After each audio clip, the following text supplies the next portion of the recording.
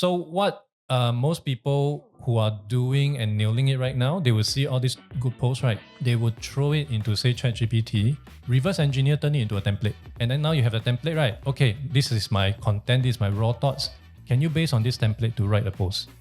So you deconstruct, you reconstruct. Yeah, it's like processed food lah. Yeah, which is why people enjoy it lah.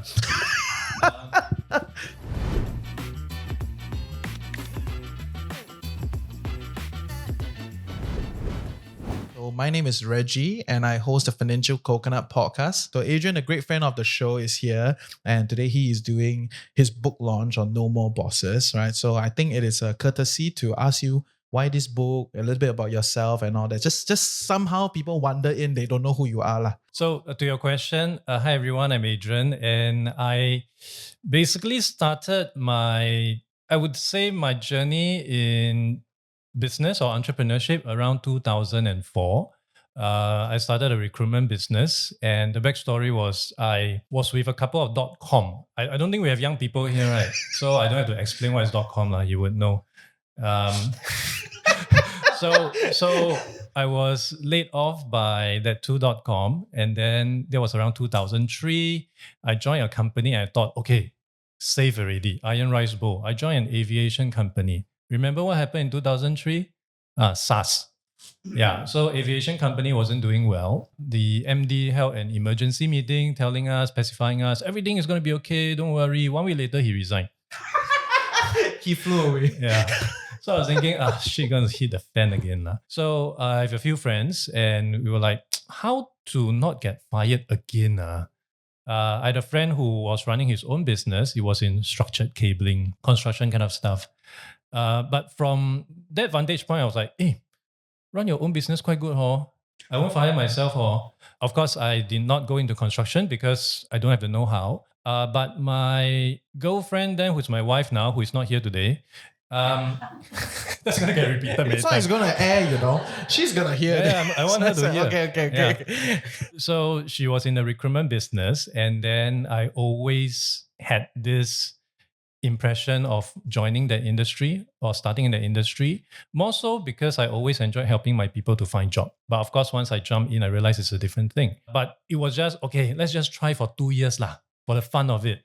But 2 years became 11 years. Yeah. And towards the tail end, I actually returned a career guidebook. So technically, this is my second book. But the first one I co-authored with another friend. And that represented our pivot into career coaching. And subsequently, I continued to stay in that space. Basically, all the things that I've done afterwards, whether it's my business or I work for people, I was always selling or marketing to the HR department. Yeah, so that created that consistency to where I am today. But almost 3 years ago, I was actually in a job and a quasi-government job lah, which I thought, okay lah, sui lah, you know, mid-40s already, just nice lah. Already settled down, right? Yeah, settled down already lah. But then I have to quarrel with my boss. Yeah, over a very stupid thing. The stupid thing is he don't like a LinkedIn post that I push up, and I refuse to take it down. So in a heat of passion, I told him I quit. Yeah, then next day I'm like, what did I say? But it's like, you know, toothpaste lah. You squeeze out, cannot squeeze back in. So I decided to, okay, maybe government job not so suitable for me. I interviewed private. And I remember the final nail to the coffin was when the interviewer said, oh, Adrian, I heard you are quite of an influencer in the HR space. And they're like, yeah. We are quite concerned about their status. So to them, they do not want their employee or future employee to write anything that may not be positive for them. So they were quite concerned. So after the call, I'm like, screw this lah. I think I'm just unemployable lah.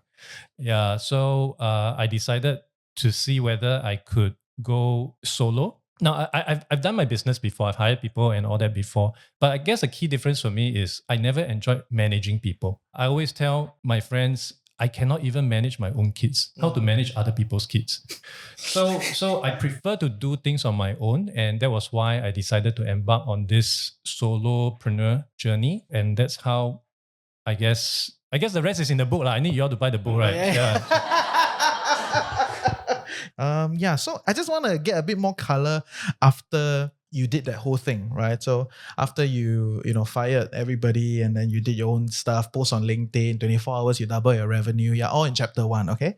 Yeah, so, and then after that, the story just transit out of that story already. It becomes this triumphant hero struggle, right? But I want to know what happened after that. Right, to kind of lay the ground, because personally I don't think it's that linear lah, right? So tell us a little bit, like after you decided to go into this business, into doing this on your own, what is the journey kind of like since I actually then? want to say that's in book 2. But we need to sell book 1 first. Sell book 1 first. If not, then book 2. Just to expand a little bit on that. So when I put out a post, basically it's an SOS lah. I'm going freelance, I'm going independent, and miraculously, unfortunately, I managed to get 3 assignments very quickly.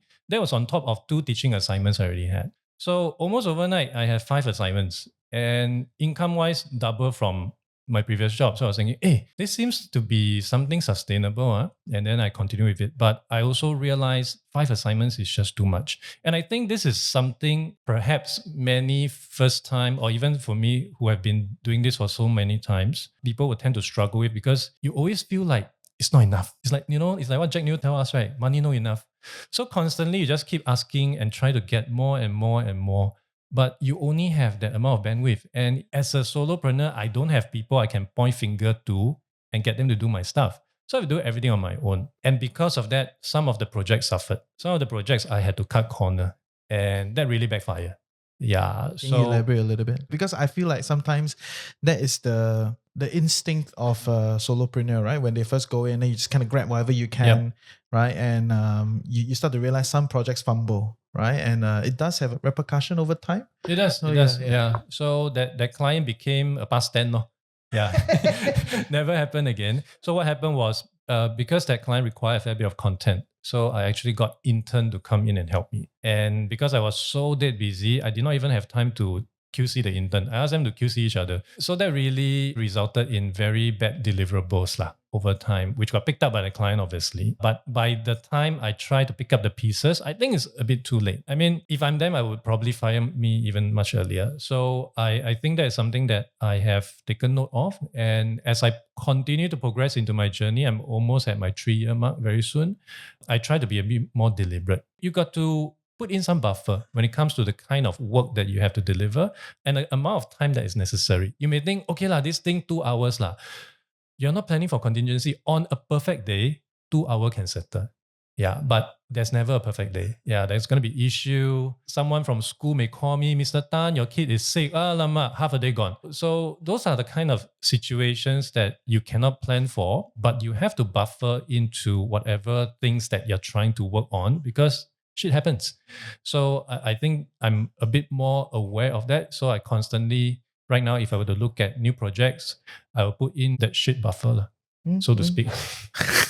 Okay, great. So in the book, right, I think you have asked many different people to kind of contribute, right, and different aspects. But I just want to kind of lay the book down, right, so that people kind of understand what's going on in the book, right? What are some of the interesting things from your point of view that made it into the book, and what are some things that are not so common, based on what people always talk about when it comes to being a solopreneur or starting a business, exiting the corporate grind? It's a recurring theme, right? So I want to know, like, what is interesting to you that has made it into the book? Firstly, I just want to highlight one of my subject, Andy, way behind there. He was telling me, I'm so surprised there's so many pages of me in the book. I was telling him, publisher need the thickness. So I got to put in more work now. But truth be told, every of my subject has very interesting stories. We spoke at least an hour of recording to understand the journey that they've been through. In fact, after speaking with all of them, I have to adjust my book, because when you come up with a book premise, it's always my way works, right? So it's very linear. But then when you speak with other people, you realize, actually everyone has a very different journey, and everyone has a very different awakening moment, the lowest point, and how they turn it around. And everyone has very different situation. Yeah. So I realized in that case, I have to cater for that. I'm not saying that my book is for everyone. Yeah. But I think my target audience should likely be someone of my demographic. mid-career, white collar, and then in my Know work the for .com, right? yeah, gonna laid off by a couple Okay. of .com.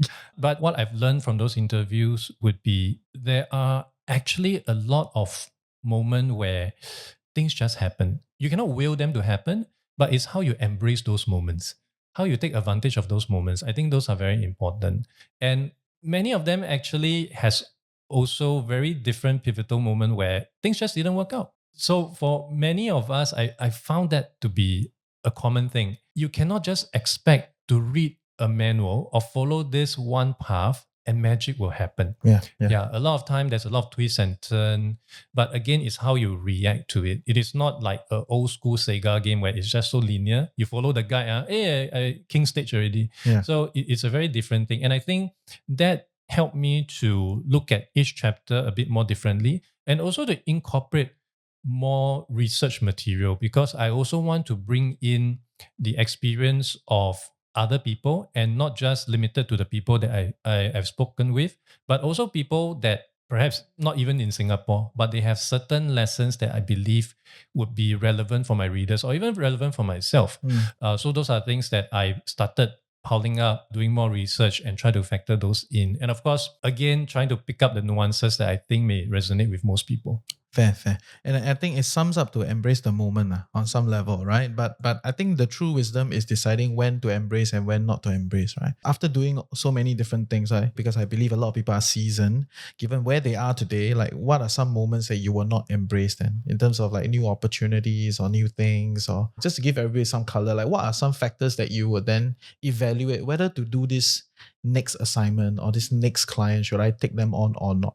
I tend to see things from a longevity standpoint as well as uniqueness in the market. So, firstly, what I'm doing right now as a key business, I actually provide fractional marketing services for fractional. I hear the word fractional. I double it Part-time, But part-time, okay, part-time. part-time, right? Fractional. These days, everything is so got new terms. Okay, anyway. And it's very specific to company in the HR space. So basically, these are companies that are selling to HR department. That is my niche lah. And because I have been working on this niche for the longest time, I would know most of them. Most of them will also know me.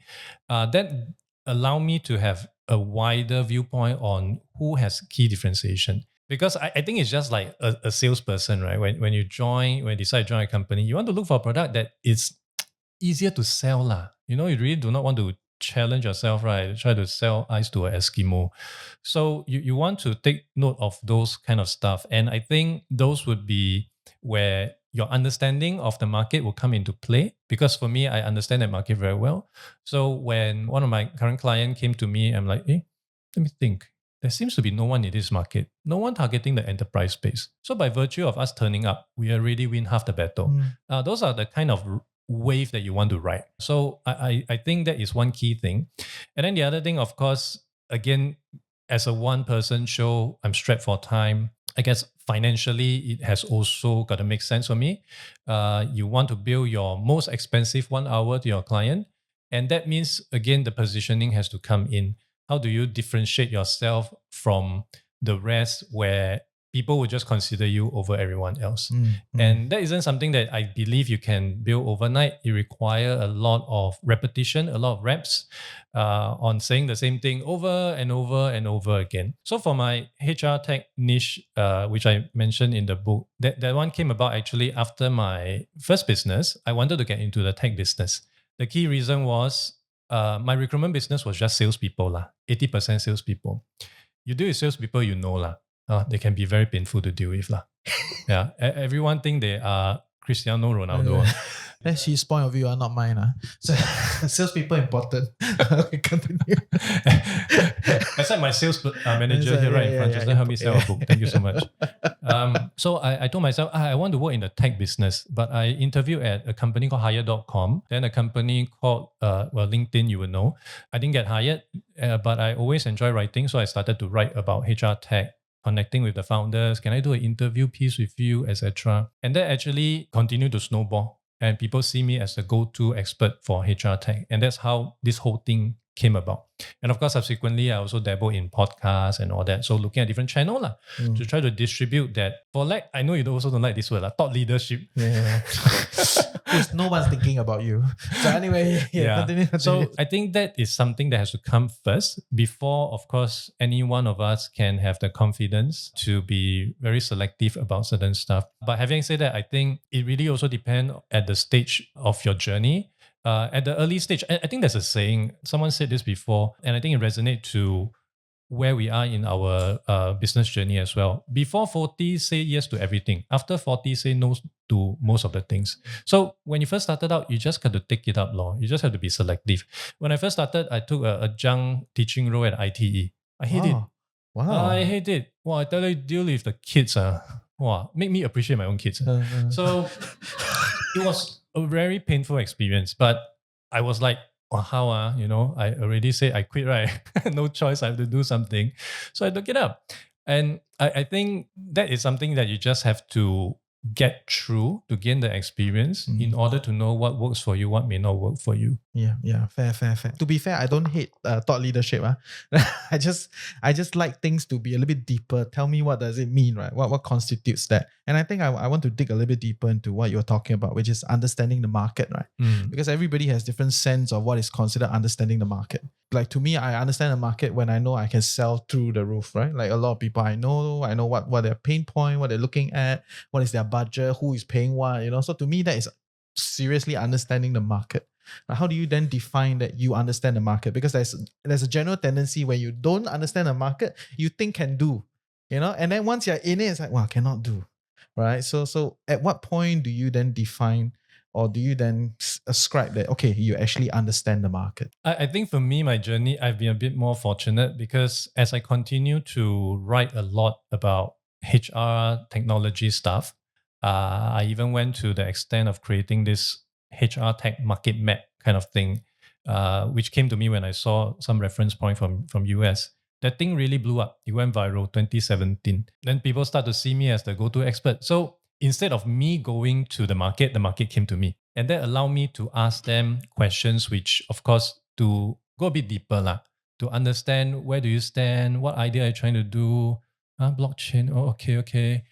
So it helped you to discern what are legit, what's not legit over time as you continue to speak with more and more people. I think for anyone who may not be in the same situation, I guess it's a lot of speaking with your audience, getting that validation conversation going on. It's like for this book, I spoke with six people actually, and each conversation 1 hour plus.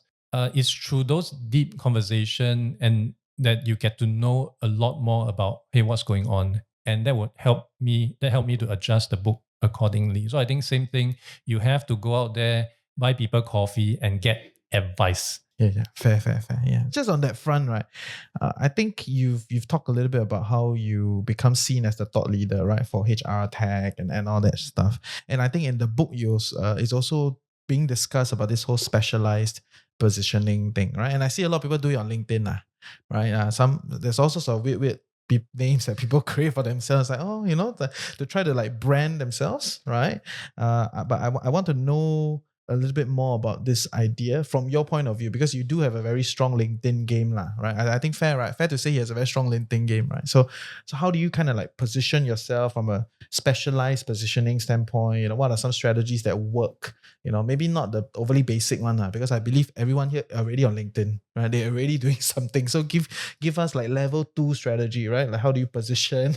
How do you go further? Don't tell me wait for next book, right? Yeah, give us some things that you've tried, it's underappreciated, it works, you should do it, type of situation. No, it's not in my next book. It's in my online program. So when I started on LinkedIn, I still remember LinkedIn Singapore office only 20 people. Oh, yeah, that was so long ago. That also aged me, right? Yeah, at AXA Tower. I don't think they even call it AXA Tower anymore. Then expanded, right now 300 plus people, I think. And LinkedIn has changed so much over the past 2 years, really so much. With AI come into play, right now you're creating content with AI only to have them be read by AI. So it is very, very challenging when it comes to creating content. But I still see certain themes that appear to work better. Yeah. Okay. Firstly, a very recent change. Don't share link posts. Don't share link in your post anymore. Yeah. This is a very, very recent change. In the past, when you share a link, LinkedIn posts will actually pick up the open graph image. So it'll be a big image. It's as if you upload an image. Nowadays, they are trying to de-emphasize having people going away from their platform. Now it gets shrunk to this small little thing. Yeah, they have joined the dark side. Yeah, they've joined the dark side. Very annoying, but yes.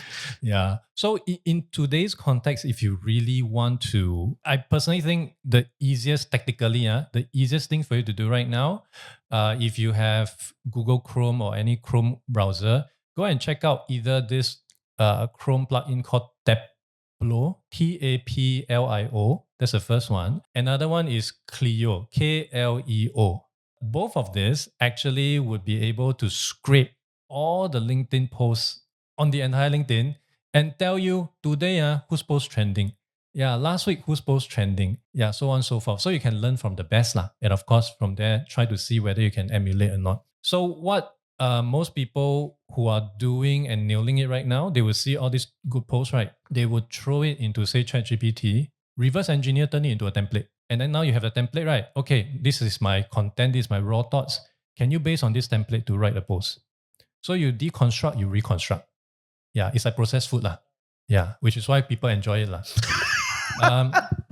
So that is one thing, the quick and dirty way of doing things. But if you look at many other people who are doing it well, each of them has a very different twist and angle lah. But ultimately, it's not just about learning. It's not just about hustle porn anymore. Sometimes people also want to be entertained. The late Adrian Tan has a very good LinkedIn game.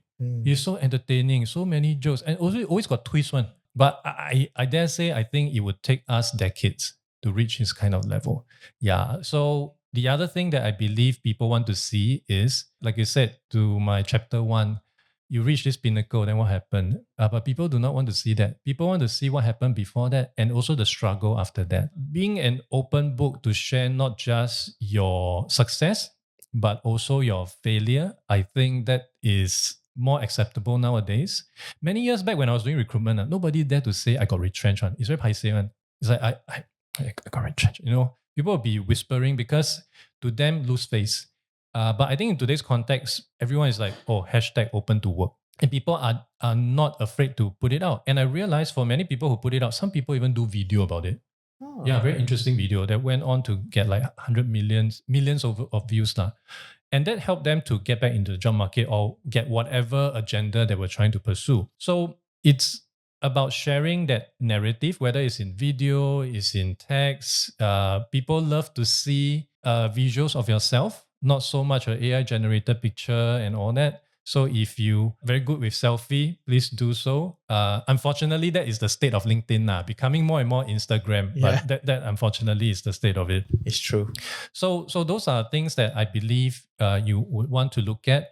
And of course, you may want to consider be a bit more intentional, as in you want to approach the same angle over and over again. Don't use what I'm recently posting as a yardstick, because I've reached a stage where I don't think I want to go and talk more about that area. For one clear reason, I realize as a fractional or part-time marketing person, right, I can only take so many clients. In Singapore, there's about 200 HR tech vendors. And these are just tech vendors. You still have the employee benefits, the et cetera, 1,000 over. How many clients I need? Actually, 2 I happy already. Yeah, so I don't see the need anymore to really go too over the top to try to continue that. So if you go to my LinkedIn, sometimes you see a few shit posts lah. Yeah, which I actually some people enjoy that more than anything else. But I think going back, it is really about sharing that narrative. And also another thing, because right now LinkedIn is so cluttered, your first hook, it is so important. People spend so much time working on the hook, trying to create that open loop. It's very clickbaity, it's very BuzzFeed. But again, unfortunately, that is the situation nowadays. So if you really, really want to squeeze every drop of juice out of LinkedIn, that is something you want to look at. Yeah, but I think using those couple of apps to look at what work for other people would be a good precursor to what you can do for yourself. Yeah, and all the template hooks, right, all in the book. So it's all there. What to do. Bonus material. Yeah, bonus. It's all there. Chapter 6, I think. But yes, so I will open up the stage a little bit more. for anybody to ask a question, right? So we enter question time a little bit ahead than what we were planning for, right? And if no question, I got more question, right? So just want to see if anybody has particular questions to ask. If you had to put a warning label to a book, what would that warning label say? He also have a very good podcast. That's why. I know. Yeah. Okay, you can listen to this podcast called Purple Light. It's a very nice podcast for all the retired military professionals, right? Then they talk about their transition. Hey, not bad, right? You see? Yeah. That's why I got good question. Okay, warning label, come. Okay, I think my warning label is quite similar to everyone that all your besties are all your financial guru on YouTube lah. Not investment advice lah. But in this case, again, as much as this is very much it is obviously centered from my own journey and what worked for me. But I must also add a caveat: what worked for me may not work for you, and vice versa. I've seen things that I've tried because it worked for other people, but then somehow, how come it's not working? How come it's just not doing that well?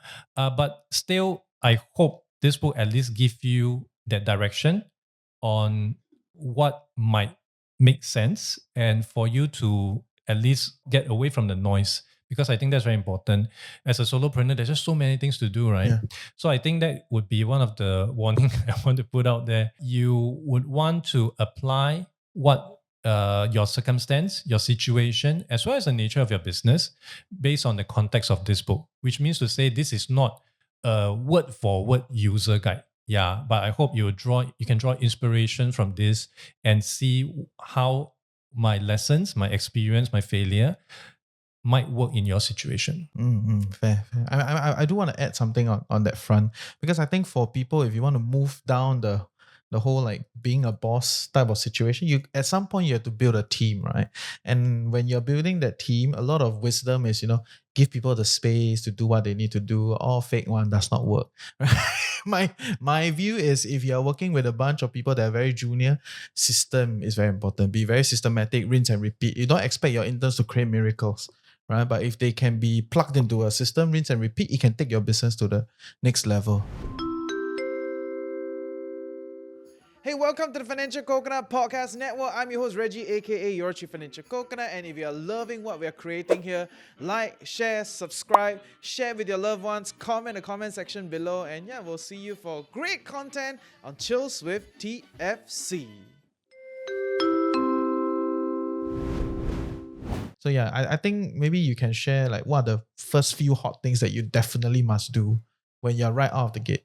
Firstly, my product market fit journey took, I think, at least eight years. Yeah. 8 years. I thought about 3 years. 3 years. Yeah. And then everybody think I'm a veteran already. so yeah. Because people only see the success. Yeah. They never see the journey. So, Yeah. I mean, I did career coaching after my recruitment business. That was my first solopreneur thing. That one, cannot sustain. I went into consultancy, also couldn't sustain because we were so leveraged on government grant. I actually created a website to help job seeker optimize their resume. That one also couldn't make money. So the fortunate thing, and I think it's quite accidental, is I have always focused in that HR space. So over time, there are certain things that I still can leverage, especially the contact, the people that I know of, as well as, of course, knowing the sector itself. So I think it might require a few bumping around, getting some bruises to know what you can do and what you cannot do. But I think two key things came to my mind when you asked that question. I have never thought of pursuing this fractional marketing thing, but I also recall many people telling me, which I brush off, that, I think marketing is your superpower. Yeah. So as someone who cannot take compliment one, so just lucky. But over time I realized, actually I think they might be onto something, because most of the time you cannot see things for yourself. And often you have that monkey in your brain, right? Just trying to beat down on you, trying to tell you you cannot make it, you suck, that kind of stuff. It really helped to get validation from people that you can trust to figure out what exactly is your superpower. And I remember Professor Scott Galloway has said this before. He was talking about, don't buy the bullshit about, people telling young people to pursue passion. Yeah, those are things that only rich people tell young people to do. They already have money and they make their money from the things that are least related to their passion. So I would say lean into your superpower, because by virtue of that, again, you win half the battle. And I've seen this many times, not just individual, but also in businesses. 2 jobs ago, I was with this company that was trying to sell, they were HR tech company lah. They tried to sell into Thailand. Again, the whole journey was so accidental. CEO know the CHRO of this telco, so they decided to go there because no one else is going there. By virtue of them turning up, win half the battle. They don't have to sell. They are like, people see your product, wow, so nice. And then conversation just went from there. So I think that is the key thing.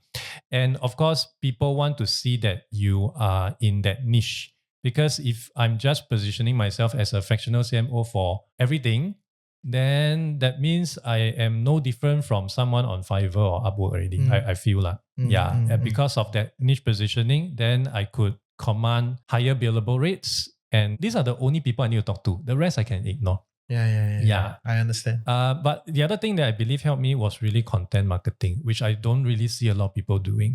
A lot of solopreneurs don't have time to write their own blog posts, to do a lot of LinkedIn stuff and all that. And my friend Derek here, I still remember when during my first business, I actually engaged his company to help us with the website and all that. And they did a fantastic job, still doing a fantastic job. And I remember telling him, hey Derek, why your own website cannot make it? So, we often forget that we need to work on ourselves first because we're constantly working on other people. So I think that working on ourselves is very important. You don't have to spend like what a lot of LinkedIn influencers will tell you reply to 100 comments those kind of thing At least commit, I just spend 15 minutes a day doable, 15 minutes a day doable. So you have to start building that up, and hopefully that would help you to over time create that niche for you, and that will enable you to sell better. Although these are job related references, but for my 2 jobs ago, I actually got it because of my writing. My previous job, the one where I quit, I got it because of my podcast. I brought in my former boss on as a guest, and I was on the verge of looking out already. So basically, all the guests, when their episode go live, right, I will say, hey, by the way, I'm on the lookout. If you know anything, let me know. Now, think about it. Do a podcast, write so much. Nobody paying me. I just do out of my interest. Whether can make it or not, honestly, I have no idea. But one thing I know for sure is people do crave for content. Even if you look at LinkedIn right now, I think they have like 232 million users, if I'm not wrong. Only 3% are creators. The rest, 1%. Wow. Okay, 1%, even worse. So there's a lot of opportunity for you to pursue it. But I think it just takes that bit of time as well as repetition. Repetition, unfortunately, in today's context, no choice. Because LinkedIn is just a very different animal right now. You need the reps. Last time, one post can last you for weeks. Now cannot already. Now lasts you 5 minutes, 10 minutes, unless it go viral. Yeah, fair. Okay. I hear you. Long story short, there's no linear path, right? It's meanderish. You can kind of figure it out, which is, I want to point out to a part of the book, which is about the financial positioning, right? Because I'm of the view that if you can kind of compress your burn rate, you can meander a bit longer. Eventually, you can find the position of firing your boss. Don't go back to it. So tell us a little bit more on that front about the financial positioning. Especially, there are 2 things that I thought was quite interesting. I picked up from the book. A lot of people overspend on self-care and they underspend on research and development. Right. And I think it's quite understandable, right? Your boss squeeze you, you pay tahan, you come out, it's like everything is about me. Right. So all the self-care spending you have to do. Right. Suddenly people spend a lot on themselves. And they usually underspend on developing the business or developing whatever that they're trying to do. So maybe you can comment a little bit on that. You are spot on. Because company never take care of me, I take care of myself. I went through the same thing. I went through the exact same thing. The first time when I started solopreneurship, it was even worse. I went through the same thing, yet at the same time, my burn rate very high. I was still, at a penthouse. I was driving a Beamer and all that. And then after a while, I'm like, wow, cannot afford it. Oh, how? Then slowly, one by one, got rid of them. It was such a stressful moment for me because, you just have to put food on the table and all that. But to your question about the self-care, I think no one is expecting anyone to, go to gym 2 hours a day and all that kind of stuff. But I guess it also depends very much on what is your motivation to leave your own job. I've seen people who got burnt out, hospitalized, eczema come back, asthma come back, etc., etc. I think those kind of people may tend to overcompensate, and I think rightfully so. For me, I did not have that health episode, so to me, I've always been doing the same thing. But on the R&D aspect, I think that is something most people may tend to neglect. And R&D, I would imagine in the solopreneur perspective, would be your asset, lor. Your website lah. I remember your website at one point also cannot make it. I also now never can invest. make it already. Now Now can pass make already. it. Pass already. Yeah. Improve. So those are things, no choice. You have to spend time on it. You have to allocate some time to just put it up, because people will go to your website. Right? If you want to put out a website, people will go to it. But what are they going to see? Are they going to see your latest episode? Are they going to see your show notes, etc.? What are they expecting? And the good thing is actually most of this is just, the heavy lifting is just a one-time thing. Yeah, and then the recurrence lah. And also looking into the kind of tools that may be helpful for you. Again, this is not to nudge you all to buy the book lah, but I did mention in the book some of the tools that actually anyone can work on, like setting up meetings, got app. Follow up also got app. If you're doing prospecting, something that came about is you constantly have to say the same thing over and over again, right? Yeah, this is my rate card. There's also an app. I just put in the shortcut /rate card. Pum, the whole text come up. So I don't even have to copy paste. There's also app for you to, let's say you're using LinkedIn as a means to outreach.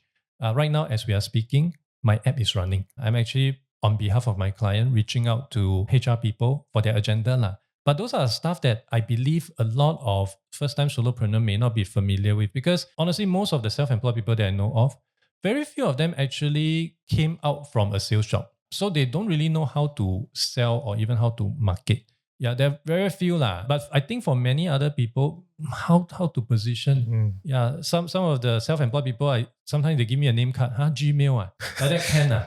So those are the things that I believe I will quantify and qualify as R&D lah. You just have to put in those kind of stuff in order to at least position yourself where people will not think that you are just, a fly-by-night operator. Yeah, I got to put up that positioning. Yeah, fair. But I would say actually it's okay to be a bit dirty and then just kind of go along the way, right? Like if you expect everything to be like prim and proper right from the start, right? Then you are not a solopreneur.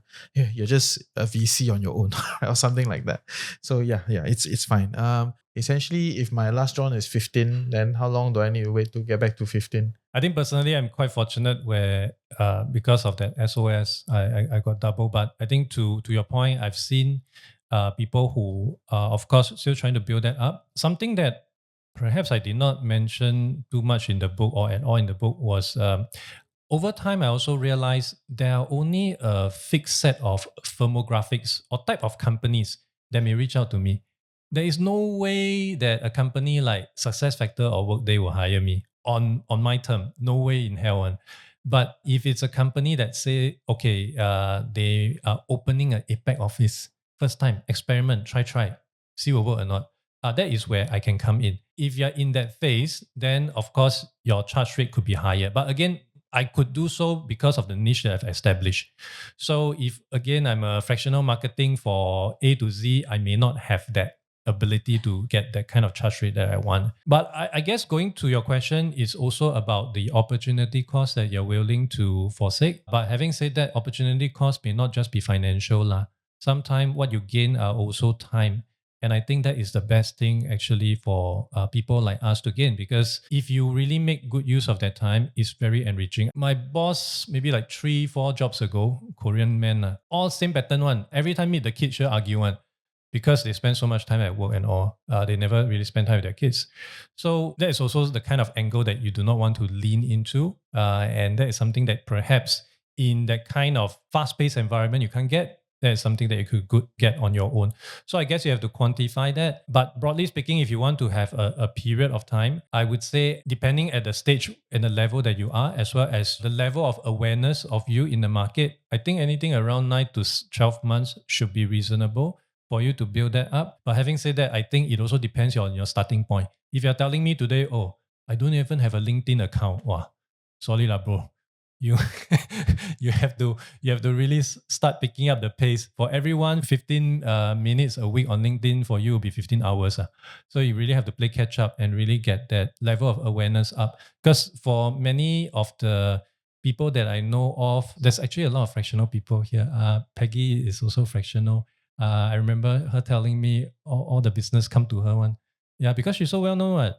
Yeah, I also want to be at her level. All business come to me one. But it's not luck. It's not a wish. She built it up over many, many years of being in that industry, same industry, over and over again. And of course, it helps that she knows how to communicate. So I think a combination of that would help you to better understand where you stand and how much time you need. And of course, end of the day, are those the kind of stuff that you want to look at in forsaking as well as to absorbing? Yeah. But I want to speak a little bit to the tech product vertical. It's a little bit more complicated, I feel like, in my worldview. Because tech products, I think a lot of ideas we will be using open source stuff put together, build a skin, and then service a client pool, right? Pretty much that's the generic of how most people start when they're starting out small. But big companies will never use you, right? For sure. Small SMEs struggle to understand why they need you, right? So I think the freemium model probably is something to explore, right? Rather than just a pure play sales enterprise software method. It's just too much, right? To convert. As compared to services, consultancy, there's a very different sales process as compared to tech products. That's my view of things. Okay. By the way, there's a couple of fractional CTO in the crowd. Yeah. Please, guys, reach out, help a fellow CTO. Yeah, help a fellow CTO. Okay. Having been through my first book experience, my bar is very low. Don't lose money. Yeah. To be honest, in Singapore, I mean, same name lah, but I'm not the Adrian Tan. Unless some of you buy my book because you think I'm him, then sorry lah, no refund. But I think in Singapore context, especially non-fiction, unless I'm a former minister or something, I think it's going to be very... bestseller. I think Prof. Teo is the bestseller. Yeah. It's going to be challenging lah. So my first book, even though we lost a lot of money on that, it became a calling card or in fact, even a textbook for what we were trying to do. So when we came out with the book, it's a career guide. The attention that was placed onto the book became lead gen for us. People were like, can you give us a talk here, talk there? And that became something. So the book became a textbook. So if you are looking into that angle, then I think it makes sense, but it has to be very B2B. My book, unfortunately, not B2B. It's very B2C. No boss in the right mind will invite me to give a talk to their employees so that they can, show middle finger to them. That's why he find a publisher. Yeah. Publisher take the risk. Yeah. So for me, honestly, I don't really have a follow-up. I'm just glad to put this out there and hope it may help to inspire anyone to know that it is possible. It's possible at a mid-career stage. It's possible even when you're not ready in all different spectrum. When I started this, I mean, I have 4 kids. So you can imagine the amount of rice and milk I have to buy almost every other day. But it's still possible. It is still possible. But of course, a lot of foundation has to be laid. Of course, if you're single, your burn rate is low, even better. You should try it. The best lesson that I've learned was when I started my first business, as well as all my subsequent one, because you learn so much. I mean, on top of learning how to clean toilet, because I have to clean my own toilet as well. There's just so many things you can learn. How to be a debt collector how to mitigate how to talk to nasty candidate, whatever. So there's just so much to learn, and then how you distill all those essence and of course make it work for you. So I know it's one big rambling, but I don't really have a plan for this right now. As you rightly mentioned, Penguin absorbed the risk. Thank you, Penguin. So it would just be good if, of course, at least one person actually write to me and say, I've been sitting on the fence for so long, but your book inspired me to take action and take action intelligently. Yeah. A bit cheesy, yeah. But I get it. It's great to inspire the next generation. Okay, yeah. So in closing, any last things you want to say? I just want to thank all my friends and familiar faces that are here. Thank you so much. Also very cheesy, but I really appreciate your coming here. But it works. Yes. Mark Zuckerberg, I think he said when it comes to hiring people, the airport lounge test, would you be okay to be stuck with this person in an airport lounge, assuming your flight got delayed? So for all the familiar faces here, every single one of you, I'll be happy to be stuck in a lounge with you. So thank you so much for coming. Thank you for your time. Yes.